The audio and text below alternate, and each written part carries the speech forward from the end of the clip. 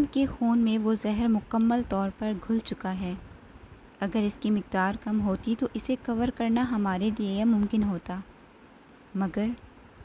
مگر وہ مکمل سلطان نے دھاڑتے ہوئے اس کی طرف قدم بڑھائے تو پیچھے کھڑے دونوں نفوس نے اسے جکڑا۔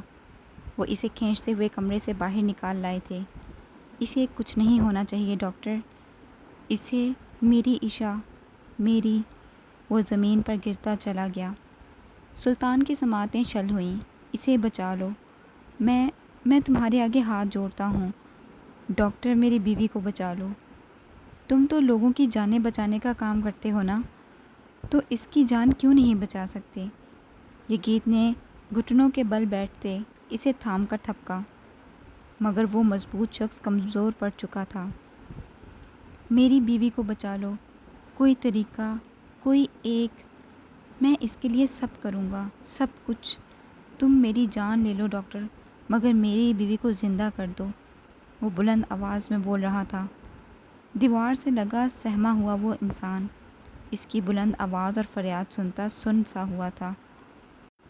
اس لمبے چوڑے مضبوط سے آدمی کو یوں بے بس دیکھتا وہاں موجود ہر انسان شل سا ہوا تھا۔ ڈاکٹر پلیز، میری بیوی۔ وہ اٹھ کر اس کے روبرو آ کھڑا ہوا۔ تمہارے پاس تو ڈھیروں طریقے ہوتے ہیں نا، کیا ایک بھی راستہ نہیں؟ مقابل نے اثبات میں سر ہلایا۔ وہ اسے کندھوں سے تھام گیا۔ میں سب کروں گا، سب کچھ، بتاؤ مجھے وہ کیا ہے؟ ڈاکٹر نے گہری سانس بھری۔ Blood replacement therapy. ان کی باڈی سے تمام بلڈ نکال کر نیا منتقل کرنا پڑے گا۔ اس کام میں رسک 100% ہے اور بچنے کی امید، وہ متذبذب سا ہوا، بس 2%۔ 1000% بھی ہوگی تو بھی میں سب کروں گا۔ اس میں خطرہ بہت زیادہ ہے کیونکہ یہ پروسیس پیشنٹ کے امیونٹی سسٹم پر ڈیپینڈ کرتا ہے۔ نئے خون کو ایکسیپٹ کرنے کے لیے باڈی کا ہیلتھی ہونا ضروری ہے تاکہ وہ اسے قبول کر سکے۔ اس پروسیس میں بس 2% انسان ہی ریکور کر پاتے ہیں جو اسٹرانگ ہوں۔ آپ اپنا کام شروع کریں، آپ جو کہیں گے میں سب کروں گا، سب کچھ، چاہے اس کے لیے مجھے کچھ بھی کرنا پڑے۔ اس کے لیے ہمیں کافی زیادہ مقدار میں بلڈ کی ضرورت ہے۔ سلطان نے گہری سانس بھری۔ میرا اور میری بیوی کا بلڈ گروپ ایک ہی ہے، آپ کو جتنا خون چاہیے مجھ سے لیں، چاہے میرے وجود میں خون کا ایک قطرہ بھی نہ بچے، مگر میری بیوی کو زندگی ملنی چاہیے۔ ڈاکٹر سمجھ چکا تھا۔ وہ اثبات میں سر ہلا گیا۔ میرے ساتھ چلیں، پہلے کراس میچنگ کرنی پڑے گی۔ اس کی ضرورت نہیں ہے، ہمارا بلڈ پہلے بھی ایکسچینج ہو چکا ہے۔ We are the perfect match. مقابل کے چہرے پر ہلکی سی مسکراہٹ نمایاں ہوئی۔ آپ کو پہلے ایک فارم فل کرنا پڑے گا۔ کیسا فارم؟ ڈاکٹر نے ایک نگاہ آس پاس دوڑائی اور وہ اسے لیے ایک طرف ہوا۔ دیکھیں، یہ پروسیس اللیگل ہے۔ سرکار کی طرف سے بلڈ ایکسچینج پر کافی عرصہ پہلے پابندی لگائی جا چکی تھی، بلڈ کی غیر قانونی خرید و فروخت کی وجہ سے۔ ہمیں اس کی اجازت نہیں۔ اس کی فکر آپ مت کریں، میں سب دیکھ لوں گا۔ وہ اثبات میں سر ہلاتا مین کاؤنٹر پر آیا۔ کچھ ضروری ہدایات اپنے مینیجرز کو دیتا۔ وہ اس کے سامنے ایک فارم رکھ چکا تھا جس میں صاف صاف لکھا تھا کہ اس پروسیس کی تمام تر ذمہ داری سلطان کی ہی تھی، اور اس بیچ اگر پیشنٹ کو کچھ بھی ہوا تو اس کا ذمہ دار بھی وہی ہوگا۔ اس نے ایک گہری سانس بھری، مگر اس وقت اپنی بیوی کی زندگی بچانے کے لیے وہ کچھ بھی کر سکتا تھا، چاہے وہ کتنا بھی رسکی کیوں نہ ہوتا۔ اور اس کے بچنے کے چانسز چاہے 1% ہی کیوں نہ ہوتے۔ ایک گہری سانس خارج کرتے وہ سائن کر چکا تھا۔ اس کاغذ کے ٹکڑے پر اس کے سائن ہوتے ہی ہر طرف ایک افراتفری سی مچ چکی تھی۔ ہر کوئی اپنا کام دھیان اور ذمہ داری سے سر انجام دے رہا تھا۔ کسی غلطی کی کوئی ایک بھی گنجائش نہیں تھی، کوئی ایک غلطی بھی نہیں۔ وہ مضبوط شخص اپنی زندگی کے عقب میں لیٹا اپنے جسم سے خون کا ہر قطرہ نکال کر اس نازک سے وجود میں منتقل ہوتے دیکھ رہا تھا۔ اس کے جسم سے خون کی کافی زیادہ مقدار خارج کر دی گئی تھی، جس کی وجہ سے اس کے اعضاء ٹھیک طرح کام نہیں کر رہے تھے۔ دھڑکن کی رفتار کبھی حد سے زیادہ تیز ہو جاتی تو کبھی اتنی کم کہ وینٹیلیٹر بھی کم پڑ جاتا تھا۔ سلطان کی نگاہیں اس پر جمی ہوئی تھیں۔ دیکھتے ہی دیکھتے اس نازک سے وجود سے اس کا سارا خون خارج کر دیا گیا تھا اور ایک پل کا بھی موقع دیے بغیر نیا خون منتقل کیا جا رہا تھا۔ ہسپتال میں آنے والے افراد اور مریضوں کو دوسرے ہسپتال میں بھیجنے کے آرڈرز جاری کر دیے گئے تھے۔ گزرتے وقت کے ساتھ ساتھ سلطان کو اس کی دھڑکنیں مدھم ہوتی محسوس ہو رہی تھیں۔ اتنے میں ایک نرس نے اس کے بازو پر لگا انجیکشن نکال دیا۔ سلطان نے سوالیہ نگاہ سے اسے دیکھا۔ کیا آپ کو مطلوبہ مقدار مل چکی ہے؟ ڈاکٹر نے نفی میں سر ہلایا۔ تو پھر اسے کیوں نکالا؟ وہ سوالیہ نگاہ سے اسے دیکھ رہا تھا۔ آپ کے جسم میں جتنا خون ہونا چاہیے اتنا رکھنا ضروری ہے، ورنہ میں نے جو کہا وہ کرو ڈاکٹر، وہ چلایا تو قریب کھڑی نرس ایک پل میں فاصلے پر ہوئی۔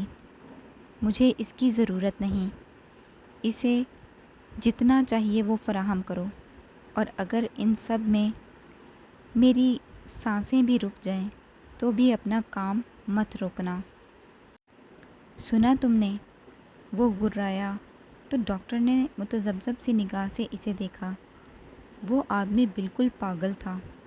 ڈاکٹر نے اثبات میں سر ہلایا۔ وقت گزر رہا تھا اور وہ مضبوط آدمی دھیرے دھیرے نکاہت محسوس کرتا ڈھہ سا گیا تھا۔ اسے اس کے وجود میں طاقت ختم ہوتی ہوئی محسوس ہو رہی تھی۔ پروسیس مکمل ہونے پر اسے آزاد کر دیا گیا تھا۔ سلطان کی آنکھیں دھیرے سے بند ہوئیں۔ کچھ نرسز اس کے قریب کھڑی مطلوبہ انجیکشنز اس کے وجود میں منتقل کرتی اسے زندہ رکھنے کی کوشش کر رہی تھیں۔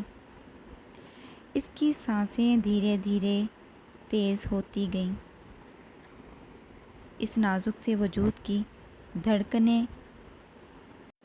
قدرے تیز ہو گئیں کہ اسے سنبھالنا مشکل ہو چکا تھا، مگر اسے قابو کرنے کے لیے مقابل جو انسان موجود تھے وہ اپنے کام میں ماہر تھے، مگر وہ نازک سا وجود بہت کمزور تھا۔ وہ یہ سب برداشت نہیں کر سکتا تھا۔ اس کی تیز ہوتی سانسیں مدھم ہوتی گئیں۔ سلطان کی آنکھیں دھیرے سے کھلیں۔ وہ کافی نکاہت محسوس کر رہا تھا۔ اس نے گردن گھما کر دیکھا۔ قریب کھڑا ڈاکٹر بے بس دکھائی دے رہا تھا، یوں جیسے وہ ہار چکا ہے۔ وہ ٹھیک ہے نا؟ وہ دھیرے سے بولا۔ ان کی باڈی بلڈ ایکسیپٹ نہیں کر پا رہی، وہ بہت ویک ہیں۔ وہ تڑپ اٹھا تھا۔ وہ اپنا بے جان ہوتا وجود گھسیٹتا ہوا اپنی جگہ سے اٹھا۔ ڈاکٹر نے بڑھ کر اسے تھامنا چاہا، مگر وہ لڑکھڑاتا ہوا اس کی طرف بڑھا تھا۔ عشا، میری عشا، میری عشا۔ وہ اس کے بیڈ کے قریب گھٹنوں کے بل آ بیٹھا۔ دیکھو، یوں مت کرو، تمہیں ٹھیک ہونا ہوگا میرے لیے۔ یوں مجھے ستاؤ مت، پلیز اپنی آنکھیں کھولو، میری طرف دیکھو، میں تکلیف میں ہوں اور تم مجھے تکلیف میں تو نہیں دیکھ سکتی نا۔ دیکھو، میرے لیے ہی اٹھ جاؤ، بس میرے لیے۔ سلطان نے جھک کر اس کے کندھے پر سر رکھا۔ عشا، وہ بمشکل خود کو سنبھالتا اس کے قریب آ بیٹھا۔ سلطان نے اس کا بازو تھام کر اپنے سینے پر رکھا۔ مجھے تمہاری ضرورت ہے عشا، مت جاؤ۔ اپنے ابدر کو کچھ منٹ چلتے اس کی دھڑکنوں میں کمی آ رہی تھی۔ مت جاؤ۔ اس مضبوط شخص کا چہرہ آنسوؤں سے تر ہوا تھا۔ وہ بے سدھ پڑی تھی اور اسے یوں دیکھ کر اس مضبوط وجود میں سے رہی سہی جان بھی نکل رہی تھی۔ سلطان کے اعصاب ایک دم ہی سخت ہوئے۔ اللہ! وہ بلند آواز میں دھاڑا۔ اس کے قریب کھڑی نرس بے اختیار ہی دیوار سے جا لگی۔ کہاں ہے تو؟ کیوں تو نہیں دیکھ رہا؟ وہ مر رہی ہے، تو کہاں ہے؟ اسے تجھ پر یقین تھا، وہ کہتی تھی تو سب کی سنتا ہے، تو کیوں تو میری آواز نہیں سن رہا؟ اللہ، میری زندگی کے بدلے میری بیوی کی سانسیں بحال کر دے۔ تجھ سے ایک آخری بار فریاد کرتا ہوں، اسے زندگی دے دے۔ وہ بلند آواز میں چلا رہا تھا۔ نکاہت کی وجہ سے اس کی آواز کے اختتام پر ایک کراہ اس کے منہ سے نکل لی۔ میری عشا، مت جاؤ، مت جاؤ مجھ سے دور۔ سلطان نے اسے مضبوطی سے اپنی آغوش میں بھرا، مگر اب وہ آغوش اتنی مضبوط نہیں تھی۔ وہ تڑپ رہا تھا، وہ رو رہا تھا اور اس کی بلند ہوتی آواز ہسپتال کی اس بلڈنگ کے کونے کونے میں گونج رہی تھی۔